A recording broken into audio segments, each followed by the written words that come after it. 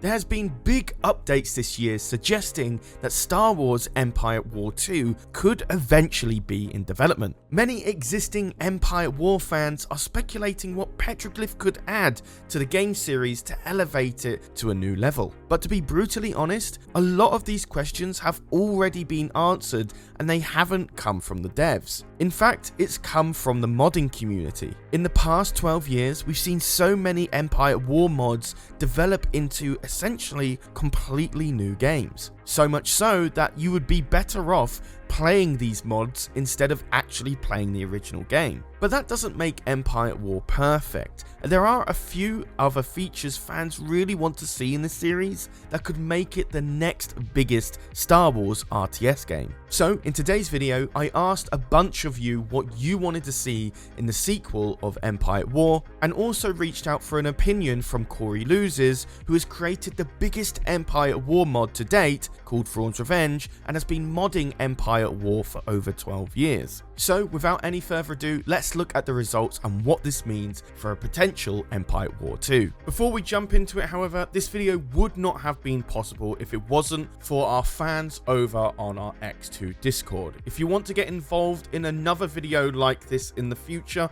why not join on our invite code in the pinned comment down below.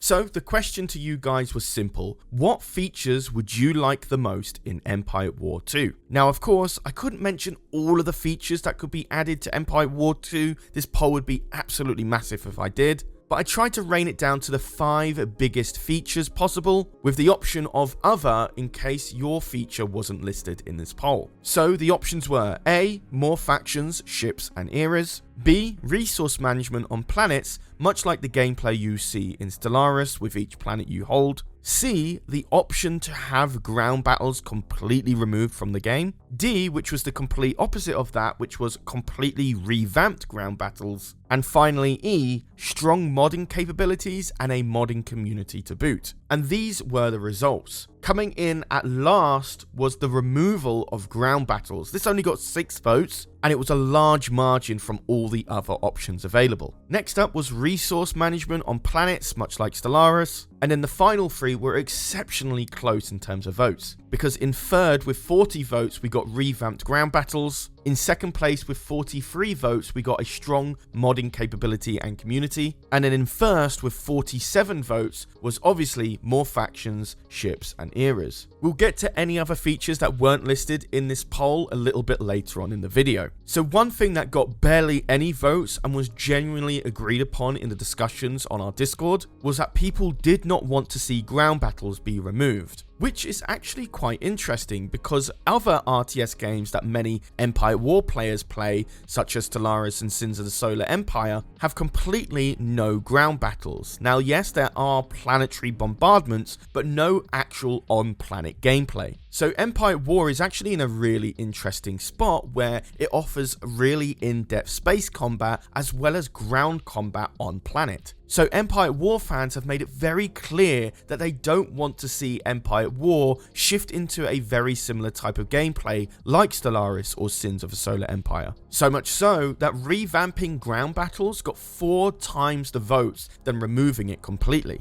Ground battles in general on Empire at War can be a bit of a controversial topic for some. Some believe it's absolutely fine and it works the way it's intended. Others believe that there is a lot of work that needs to be done to make ground battles engaging, and a very small minority feel like it doesn't add anything to the game. Corey Loses had some really interesting introspective on how ground battles could be improved, and we'll get onto that a little bit later on in the video. But to wrap up 5th place, it's made very evident that Empire at War fans want to keep ground battles. Moving on to 4th place was resource management on planets. Now we've seen this feature be somewhat introduced into Thrawn's Revenge most recent update, that being planets needing buildings specifically for parts, food and crew. The bigger your fleet and empire grows, the more of these resources you need, and these can take up very limited spaces on planets that you hold. If you don't have enough of these resources, unrest increases in your galaxy and you end up losing planets as they become independent. This is a much lighter version than what you would see in like Stellaris, which has a very complex resource management system. So much so that it feels like people prefer Corey's approach in Thrawn's Revenge for resource management than the more vastly complex one seen in Stellaris, which could in some way get in the way of space combat, which is the core of Empire at War. Remember, Empire at War and all the other mods associated to it have very complex space battle combat compared to Stellaris. So it seems people want to focus more on that feature rather than adding in new ways to play the game. Moving on to third place was revamped ground battles. Now this was very sought after. A lot of people want to see ground battles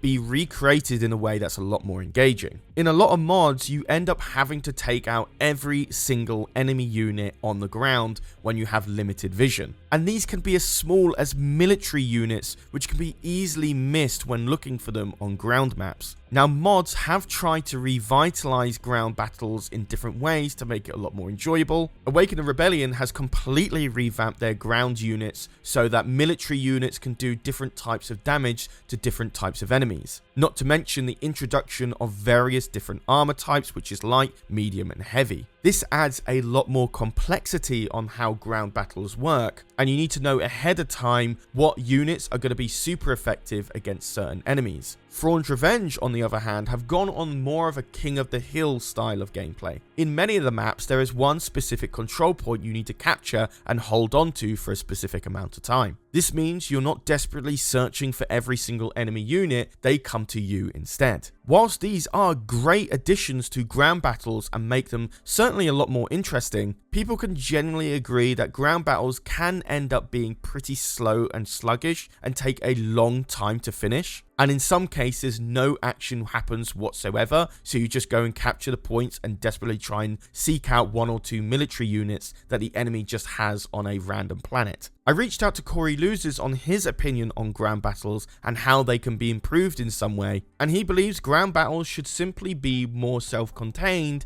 much like space combat is. Space combat works because you're going in a fleet versus fleet situation, whilst ground battles have that, but also has some more classic RTS where you're building your base and doing more area control. He believes self-containing that and refining it a lot more would actually make ground battles just generally more enjoyable, and you're not desperately looking around the map trying to get as much vision as you can to find that one single enemy unit to destroy and then win the match. Okay, so second place is strong modding capabilities and community. I knew this one was going to do very well because the reason Empire at War, which is a game made in 2006 by the way, is still kicking it is because modders have breathed so much new life into it that to this day, Star Wars Empire at War's player count on Steam has actually been going up in the past 5 years. If we take a look at Steam charts, we can see that the player base roughly in 2017 was anywhere between 1,300 to 2,300. Yet if we look in 2020 and 2021, it can range anywhere from 2,100 all the way to 4,500 active players. As these Empire at War mods have gotten better and better at making the game perform well with much higher graphic fidelity, the teams are becoming so much more efficient that updates are coming out faster than ever before. Whilst we do have mods that are made by one person and the updates come very casually, bigger teams like Empire at War Remake, Awaken the Rebellion, and Thrawn's Revenge have very concise teams that all have their own respective role on the mod itself. So because there's a much bigger influx of updates to all these mods, more and more people are getting involved and playing these big updates. Because that's exactly what it is. Each and every update from all of these mods have just been getting bigger and bigger and bigger in terms of content. And honestly, these mods are getting so good, it begs the question on whether or not we even need an Empire at War 2. The only thing that's holding these mods back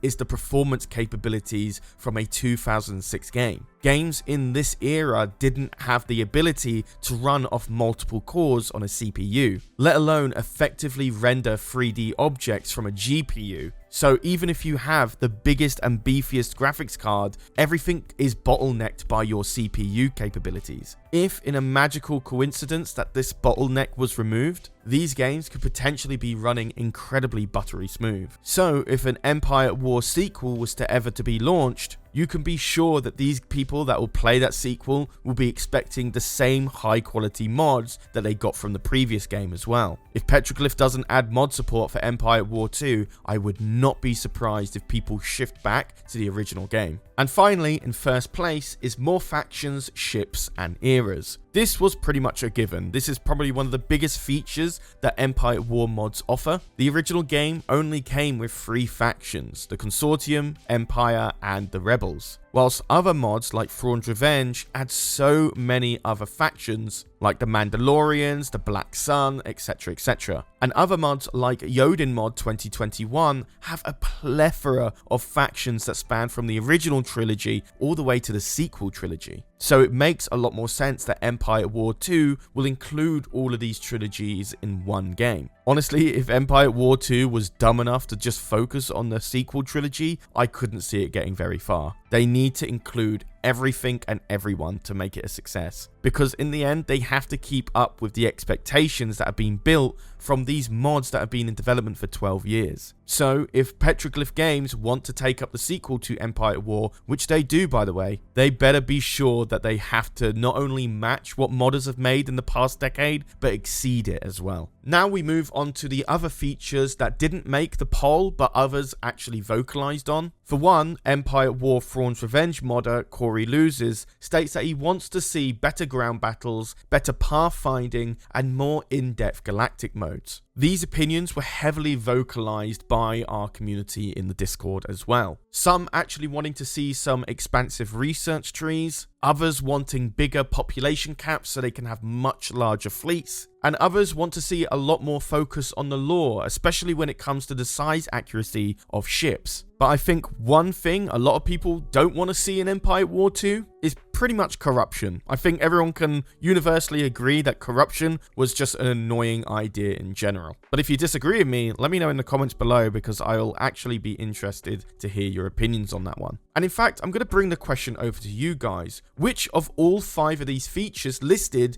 do you want to see the most in Empire at War 2? And if your feature is not listed here, let me know the feature you want the most in the comments down below. I'll be reading all of them and we'll be getting back to some of you as well. But besides that guys, I've been Charlie, you've been watching EcksToo, and I'll see you in the next video. Take care guys.